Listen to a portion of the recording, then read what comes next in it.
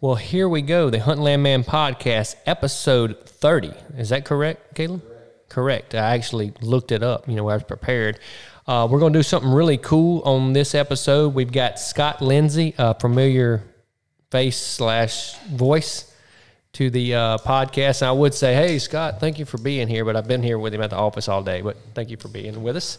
We're going to do a episode on buying land in the Midwest. Ryan and I have been buying property in the Midwest, and Scott, that's why we got him on here. He's our broker here at Southern States Realty, has hunted in the Midwest as much or probably more than me because he's a lot older than me. And thanks a lot, Slade. And anyway, I've been getting asked a lot about, hey, Slade, I'd like to buy land in the Midwest, or I'd like to buy land out of state, kind of like y'all are doing. So we're going to do an episode on it, and we're going to continue this through the Missouri Project. As always, the Hunt Landman Podcast is brought to you by Southern Ag Credit. They take really good care of our clients, Scott's clients. It's been a blessed year for Southern Ag and Southern States Realty, and we just couldn't be more happy that they're involved in our real estate sales and, of course, with the TV show and the podcast. So here we go.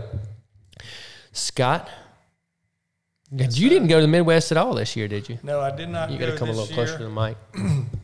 Did not go to the Midwest this year. I had an elk tag in Colorado and New Mexico, and that kind of cut into my time. He was gone a long time during September, but he did kill a giant bull. Do you remember exactly how big he was again? 324. 324. That's 3 inches less than the one I killed. That's a big bull. You probably measured your own also. Yeah, whatever it is. Well, actually, I did not. No, the outfitter did we were hunting with. But anyway, Scott and I both love elk hunting. And really, we talk about real estate so much on this podcast. If Scott and I didn't like to hunt as much as us, our numbers actually may be better. They would probably be a lot better. Mm-hmm. Pull that a little closer to you. But anyway, we joke all the time, during the spring, we're not showing any properties in the morning, and during a good, cold, crisp afternoon, like tomorrow, we're not going to be showing any properties tomorrow afternoon because we're going rack buck hunting. Tomorrow is going to be a great afternoon in South Mississippi. We need to make it through these storms today. Yeah, if we're recording this on Tuesday, and bad storms coming through Mississippi. Good news for the food plots, bad news for anybody. It's tornadic type weather, so y'all be careful out there. Scott, did you talk your son-in-law into hunting tomorrow afternoon? He said if he would if you were going to let him off in time, he might have a spot. The real answer is Mary McLean gonna be okay with him getting home late? I think she's working tomorrow, so yard pass. He'll probably have time. All right, here we go. Buying land in the Midwest. Okay, so I got me some notes here, and we're just going to keep going down. I'm going to start them right here. How I got started. Okay, Scott and I are in the real estate business, and we buy and sell a lot of land around here, so we're no stranger to buying and selling land. Now, most of you out there listening may not be either, but you are probably a stranger to buying land in places like Missouri, Kansas, Iowa, Illinois, Kentucky, those type of places. And, it's becoming more and more, the more time I spend up there, and Scott, you may have something to say about this too, is when you go up, there's a lot more people that own land in the Midwestern states from the South than it used to be. It's very much more common. It's very common for people from our area to own land in Kansas and northern Missouri, and Illinois recently. A little less common for the harder to draw tag states like Iowa. Yeah. You still, in Iowa, you have to declare residency. You're still a non-resident landowner. Your buck tags are still dependent on the draw. In Kansas, if you own 80 acres, you qualify to hunt. And Illinois, you can hunt your own land. And we're going to dive into that, why you would pick a state and why we did that, which goes into this. I picked northern Missouri. I've hunted there a lot. I like Missouri. Ryan Wascom and I and my dad all, you can get $2 in Missouri. So you can get, and these are over-the-counter tags. You can get them every year, which people from the South don't realize this because we're so spoiled. It's not like it is down here everywhere. In fact, we're very uncommon in Mississippi, Louisiana, and Alabama. Like down here in Mississippi, we can kill 3 bucks and 3 does, and there's no tagging system. It's not like that in the rest of the country. So, for instance, in Kansas, you know, you have to put in for your tags early, and especially even if you're a landowner, you have to put in for your landowner tags early. And I don't have specific knowledge of that, but I'm pretty sure that's the case. So anyway, we like northern Missouri, and the way I got comfortable up there is I hunted up there for several years, probably 10 years off and on, and then I actually started leasing some property up there. My dad started buying some property up there. And what I did, I dove head over heels with all the agents. I follow all the agents up there. I follow their social medias. I look at their websites. Anytime I see a property interested, you know, I got comfortable with the area, deer hunting, turkey hunting, traveling up there. And finally, an opportunity came, and we was able to buy our first property. So I got Scott to be on here because Scott loves the Midwest and he loves hunting, and I guess he have a unique perspective because Scott has not bought something in the Midwest. And Scott, I want to go into that. Why haven't you bought something in the Midwest? I've looked and looked, and I get online a lot and just search and look at all the different things that are available. I haven't pulled the trigger on it because it just hasn't been the right time for me and where I am with my family right now. I've got my daughter's still in high school, and the business is, you know, really flourishing right now. And it's just when I get ready to pull that trigger, I want to be able to devote enough time to do it right. I don't want to just, you know, do it half-heartedly. I want to go, you know, I want to go all in. And now I'm not saying I wouldn't jump at the right opportunity, but I just haven't. It's on the horizon. It's getting closer every day. And, you know, I'm like you, Slade. I really like northern Missouri, but I also like Kansas. And so that's what, you know, my choice is going to come down to, you know, when the time is right. I've got a beautiful property here that we'll probably liquidate one day to make that happen, you know, in a little different area. But it just isn't the right time yet. So Scott touched on a good point that I have on my list to bring up. You know, he likes Kansas too. So there's a lot of things to consider when you consider what state to buy in. Okay, first of all, we talked about tag situation. And let's just dive into the states that we're extremely familiar with. Okay, so I got some good friends of mine that own property in Illinois. One thing about their Illinois property, they're in southern Illinois, really good deer hunting. And look, let's say this. There's really good deer hunting everywhere up there. Now, there's pockets that are better than other, and there's properties that are better than other. And each person's goals are going to be different. You know, if all your goal is to go shoot a big Pope and Young deer and have some 5-year-old deer on your place, you can do that almost everywhere up there. That's very common. Things to consider, okay, for like this friend of mine in Illinois. He's only 8 hours away from where we live. As opposed to 12 to 14 where I own property. And so that's a big difference because when you get to the 8-hour mark, which is, you know, southern Missouri, you still got a long ways to go to get to my property. So that's something to consider. You know, 8 hours, you can hunt in the morning, kill a deer or get your stuff together, leave by lunch and be home for supper. 12 hours, you get up before daylight like you were going hunting and you drive till the sun goes down. Like Caleb and I did. So very much to consider there. When you get 12 hours, you know, that's an extra day. Mm-hmm. And when I first started going to the Midwest, it was coincidental. I hunted with a guy named Brad Hone in Greenwood County, Kansas, Elk County, Kansas. And I remember I left my house and it was 801 miles to Brad's place. And a couple years later, I went to Iowa and I hunted with Paul Fountain. And it was 803 miles to Paul's place. So that was kind of my rule of thumb that, you know, you got to drive 800 miles if you get further than northern Missouri. Mm-hmm. I remember it was 857 miles to the place we had in Harrison County, 857 miles. But, you know, so drive time is a huge consideration. I don't have to tell y'all how to do that. You know, you calculate it in your phone and the drive and do that. But so let's take Illinois, for instance. Illinois, and y'all may could help me with this. I think you get a shotgun tag and a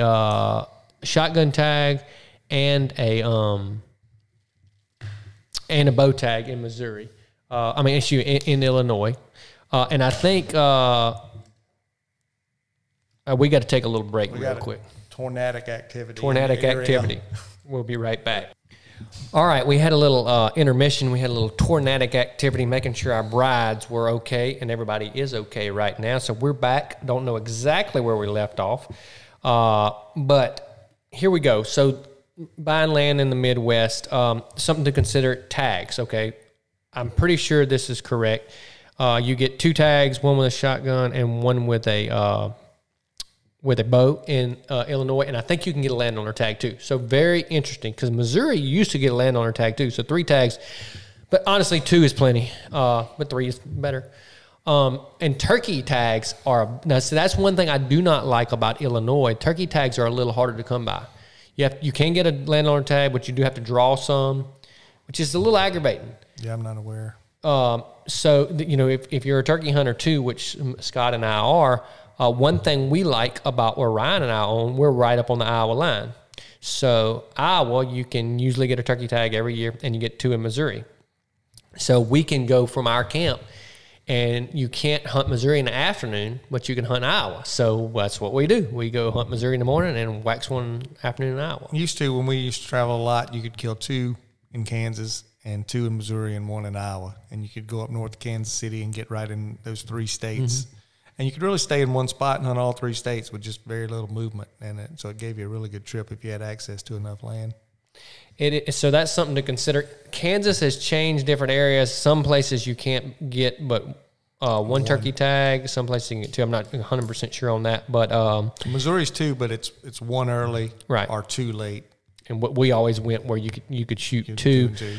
Iowa is only 1, and you do have to draw it. Sometimes they have leftover. Something really cool we've done the last couple of years is muzzleloader shotguns, which actually is really cool. It adds another aspect to it. So that's been really cool. But as far as back to deer tags, so one thing to consider, okay, if you're listening, okay, let's go back to Iowa. Iowa's the best.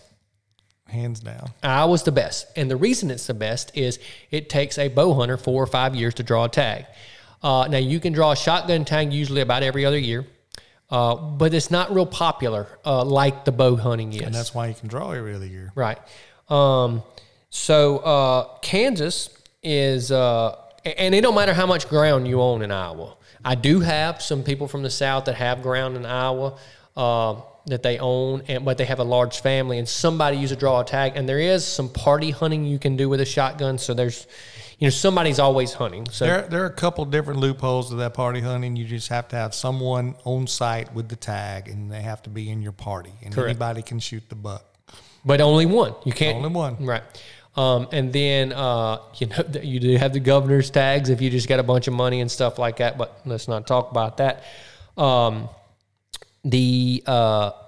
So, it all depends on where you're at. Like, if you just want to shoot, if like I'm 1 big buck a year is all I want, Kansas is a great option. Something we ain't even talked about that's extremely important is also feeding. I think you get 2 tags in Kentucky, but one thing you really like about Kentucky, you can feed. No feeding at all in Illinois. Missouri, you can feed, but you can't hunt over it, but basically it's no feeding. And then, but you can at least feed, like put some corn out before season and you can't even do that in Illinois. Kansas, you can hunt right over the top of the feeder and have a 10,000-pound feeder if you want. That's why most people who in Kansas, we have a good friend we do some business with. We sold some property for and have some listed for, and he owns a large parcel in Kansas, and he runs feeders. He runs 1,200-pound feeders and cameras, and when the weather changes and the deer start daylighting, he can be there. Couple hours. One afternoon. Mm-hmm. If a deer daylights one afternoon, he can be there the next afternoon. He's self-employed. He's financially able to do it. And that's a huge advantage to him to take advantage of his asset, of his property in Kansas. And Scott said this earlier, in Kansas, to get a tag every year, which you do have to draw if you're out of state unless you have 80 acres. 80 acres. And so if you buy 160, put 80 in your son's name or your wife's name and 80 in that, and you both get a tag. Speaking of all that, United Country, we have agents in every one of these states. Kansas, Missouri, you name it, we got them. We got them all through the Midwest. So if you're looking for a property in any of these states, we can hook you up with somebody who thinks like us. They can tell you your goals. And I'll tell you, we trust those guys too, because we've hunted this year. I hunted in New Mexico with a United Country agent. Slade's hunted in Colorado with an agent. We've We've hunted in. I've hunted in Kansas with an agent, so there are opportunities there. Yeah, I actually killed a deer in Missouri. I could see one of our good friends and agent's house. I killed it, and he ran on his place. And we used to hunt at Indian Hills a lot, both of us, and that was United Country agent franchise at the time. So it's a lot of things to consider. One thing that I wanted to touch on is I think if you said, okay, so I want to buy land in the Midwest, what do I do next? You got to dive into an area. Okay, and let's say, Slade, I want to buy land within the next 24 months in the Midwest. I would say pick an area that maybe you're familiar with, or you want to get familiar with, do a little research on where you want to be, drive time, all the things considered here. Start turkey hunting in an area. Maybe take a family vacation during the summer. Boy, there's nothing better than looking at a property during turkey season in the Midwest, because, here sometimes we have early foliage in the spring, and up there, you're not going to have that. And the trails, the turkeys are going to be active, but there's going to be no foliage, and the trails are so visible, and the deer sign is so visible. It's really cool to look at property in the Midwest in the springtime. It is. It's and so you got to go spend some time, put some boots on the ground.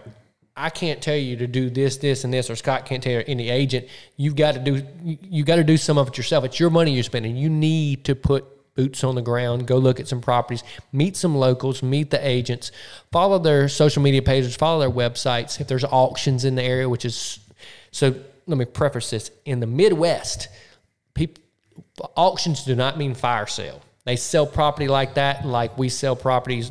It's just a normal thing up there. So pay attention to what things are selling for. Okay, why did this sell for more? Why did this sell for less? Okay, that's got more tillable acres. There's something else that we can bring up. So you'll see, oh man, stuff in northern Missouri going for $8,000 an acre. Well, I can almost guarantee it had a whole lot of tillable. So now on a good hunting farm, you like some tillable a lot of times. And reach out to the county agent or the local agent there who can explain that tillable to you, because it's different for us. That's a different language than we speak. And when we get up there and we start talking about that, we have to ask somebody. Right. What about these soil types? What about when they start talking about bushels per acre, then soil, they lose me immediately. And for me, I look at it a little different perspective. My goal is what can this cash rent per acre? Because that'll tell me everything I need to know. Because the farmer's putting his money where his mouth is. That's right. What is this going to cash rent per acre? And so a lot of these properties are a lot more affordable than you think. Like a property, man, this property is $5,500 an acre, and this one's $3,500. Well, if the $5,500 an acre is paying half the note by the farm income, well, guess what? Makes a lot of sense. Something else to consider, speaking of the crop rent and stuff like that. So Ryan and I have, through a real estate deal, we have some equipment up there. We got a tractor and things like that. We go up there and plant food plots, stuff like that. A lot of people aren't going to have time to do that, and we barely have time to do it. If a farm has some beans or some corn or something on it and you own it, you can buy a little bit of that back. And look, there's hardly anything better than mowed corn. This year, our what was that? Anyway, this year, our sugar beet field, Sugar Rush, Backwoods Attraction, I've never seen deer focus in on one food source like that. Even our mowed corn, they didn't touch it compared to that Sugar Rush field and that bottom land on Locust Creek. Good Lord, we killed 4 bucks in one field. But we're different, and we've had this conversation. What if you picked up your property here, and the hours and the time that you put into it, if you just picked it up and sat it there, what would that look like? Oh yeah. And it's because of the hours that we put into it. And I'm not saying those guys up there are spoiled. They're not. They live in they live in Disney World. They live exactly. We used to say this about turkeys. We hunt turkeys here, but we go there to get even. Now, it's not the same with deer, but y'all are going up there, putting the time in, planting the food plots, leaving the crop standing in the fields, and it's paying off for you. But the locals don't have to do that because they're there every single day. Like we leave here early to go hunting, they can do that. There's so many of those guys that do that. And to have those opportunities every day, they don't have to do what we're doing. But when you do it, it makes a huge difference because you're pulling so many deer from surrounding farms. And it's just, it's so fun up there. If maybe you haven't hunted in the Midwest and you're thinking about buying a property up there, but you've seen me or anybody else hundreds of people that hunt up there on TV, and it is fun up there. It's more opportunity. One thing that the state of Iowa has that I've been able to capitalize on, my son Jack has a genetic disorder. Now, in saying that, don't panic and run and feel sorry for us. Jack goes to the gun cabinet, gets a rifle, gets on the four-wheeler, goes and gets in the deer stand and kills deer on his own. He has what's called and his bow. And his bow. He's killed several deer with he's a bow hunter, a compound bow hunter. So but Iowa has a program for non-resident disabled children, and Jack qualified for a tag. He does not have to draw. So we've taken advantage of that for the last he's 20 now. We've probably been going since Jack was 8 or 9 years old. And we get to go disabled season early September when the beans are still green, the deer haven't been molested. They are just, if you haven't been to southern Iowa in September, it doesn't matter about the weather. It doesn't matter about the front. Just get the wind right, find you a good bean field, and go sit. It's absolutely... It's amazing to see those deer, and I don't know who's had more fun, me or Jack. He's got a lot bigger deer on the wall than I have. I've been hunting, involved in this for 50 years, but that program has been unbelievable, an experience for a kid. Does he get that? He gets it till he's 21, so he gets it one more year, but then he has to apply, and he can continue to get it as a non-resident disabled adult. Okay. It's just a little different program. You have to apply for. Still a good chance he'll draw. Oh, still a good chance he'll draw every year. The Chronicles of the Killer Jack. Oh, Jack, we had a 160-inch 8-point walk by, and we were filming. I picked up the binoculars. I said, we're going to shoot that deer right there. And Jack looked at the deer, and he said, Daddy, his horns look like pencils. I'm not going to shoot him.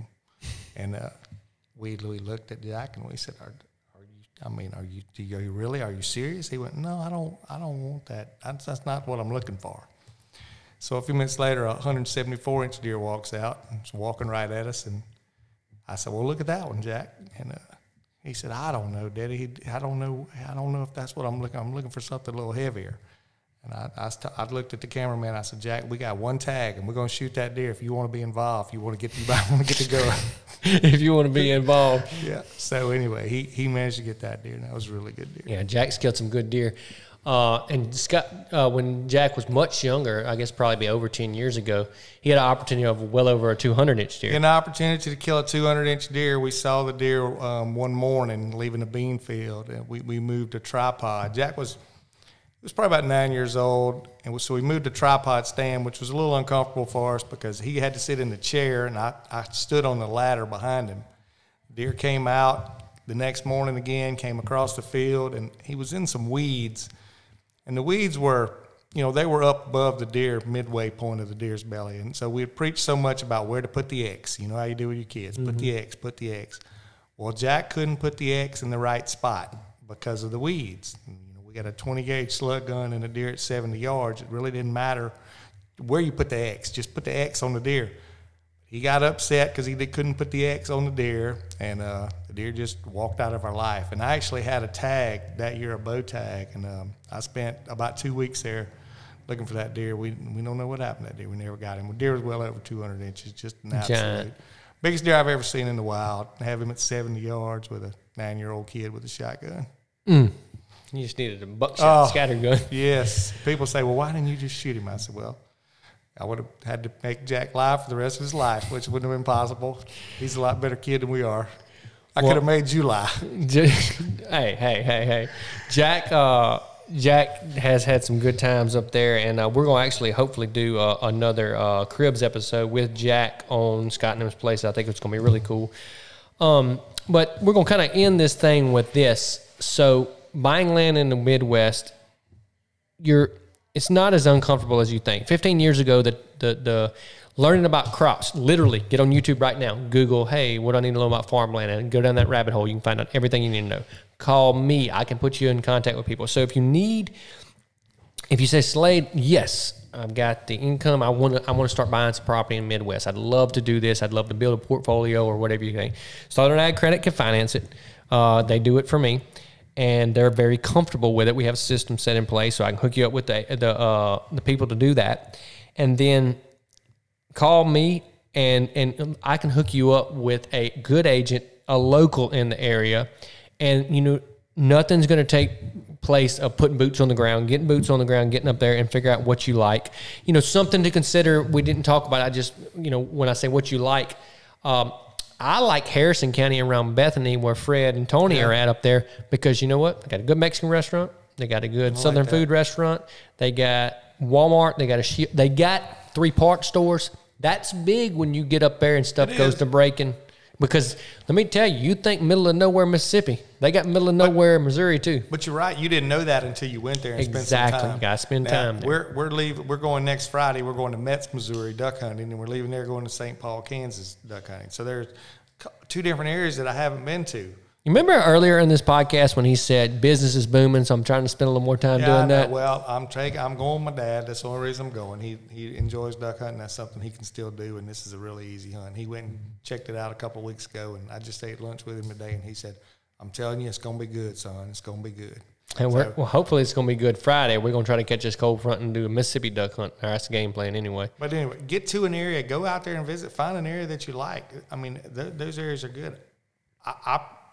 I like it's a Milan, where y'all are in Milan, Memphis, Missouri. I like the Memphis, Missouri area. They're south of Cantrell, Iowa, and south of Centerville, Iowa, right there on the line. Those are all really good places. And something, to consider, if you are like us and love the Midwest and stuff like that, the reason having, maybe if you end up buying 100 acres, let's say in any of these states, I like being by the border of another state because if I draw a tag, or if a friend has a place. Now, how cool would it be if you had a place in Kansas, I had a place in Missouri, and every year we both got tags in both states, and we hunted out of one camp, or vice versa? We didn't even talk about Nebraska, but when you get north of Republic and Cloud County, Kansas, Belleville and Republic on the Republic River, you're less than an hour from Nebraska. So I mean, that's some money turkey hunting out there. There's over-the-counter tags also.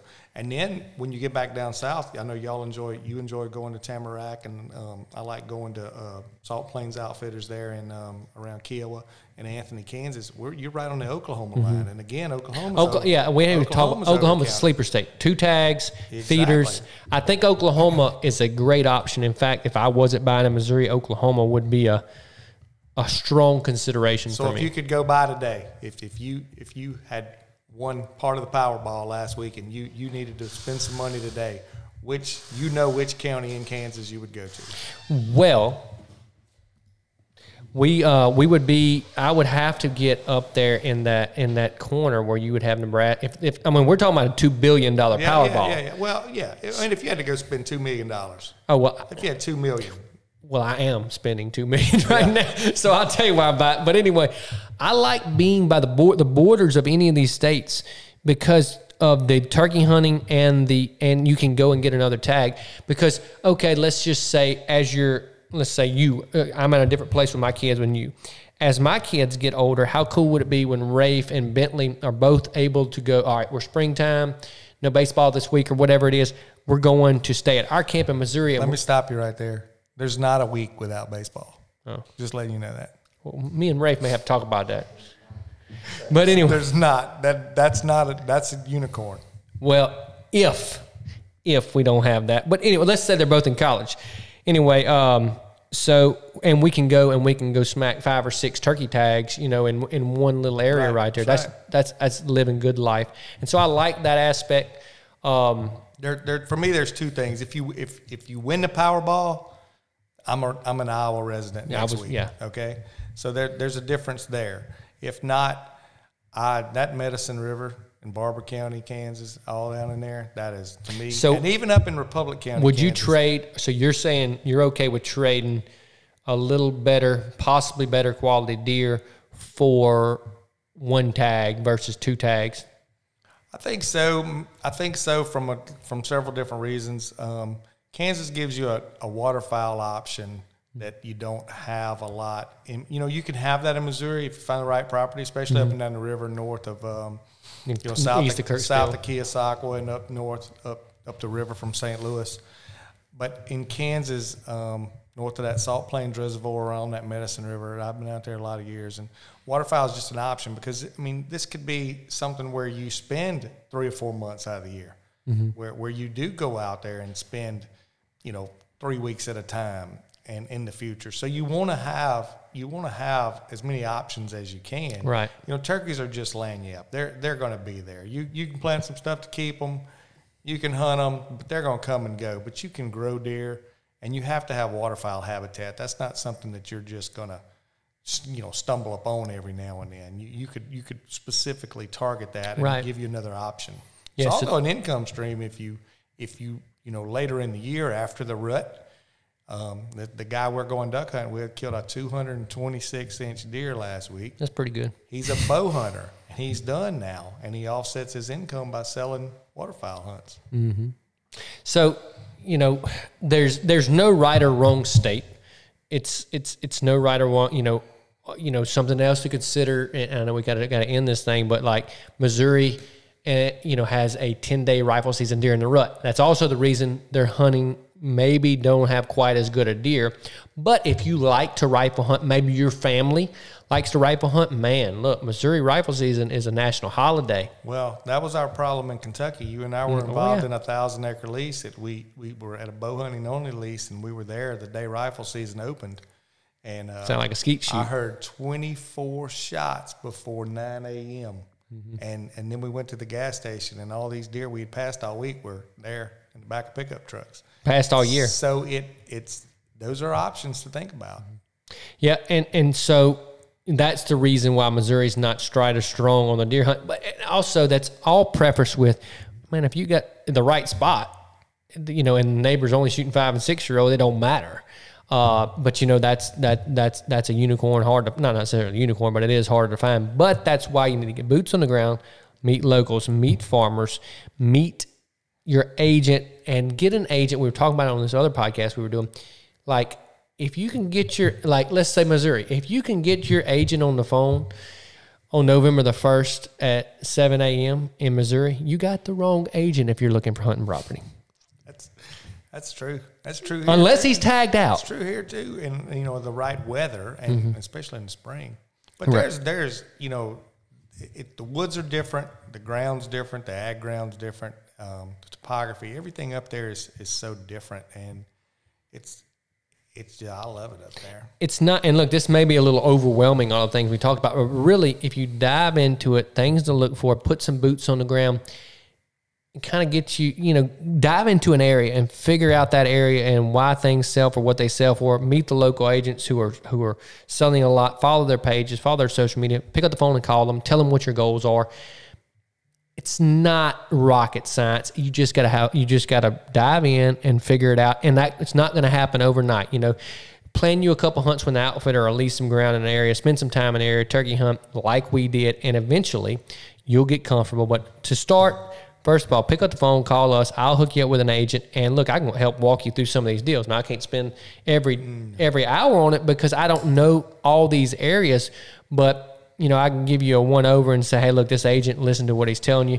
And if you got the right agent, he's going to steer you in the right way. And to end this, buying land in the Midwest is not rocket science. It's fun. It's a great way to grow a portfolio, great way to grow your income and your net worth. And like we always say, I've never killed a deer or caught a fish or killed a turkey on any stock I have with Chad over there. No, next Friday, I'm leaving next Friday, and this will be the 27th year that I've packed my truck and driven to the Midwest since 1995. So it just keeps coming back. You're going to go back once you go. You can't get it out of get it out of your heart. And if you've never done it, it's a different look. Caleb was talking about the other day. I don't think they're having any more deer up there, but good Lord, they move better and they're easier to kill and they're bigger. My wife has heard me say this. I met her in August of 1995, and I drew a bow tag in Iowa in November of 1995, and had they been reversed, I might not have met her. He'd been in Missouri. Been in Iowa. But we're going to end this thing up. Buying land in the Midwest is not that hard. We can hook you up with a good United Country agent, and it's fun. And what a great way to grow your income and your net worth by having fun in the Midwest. Y'all have a blessed day. The weather's going to be back here in a little while. It's our next episode, episode 31, and we're talking about pre-rut in Mississippi, Louisiana, in the South. Great episode, short and quick, so be looking for it soon. Y'all have a blessed day.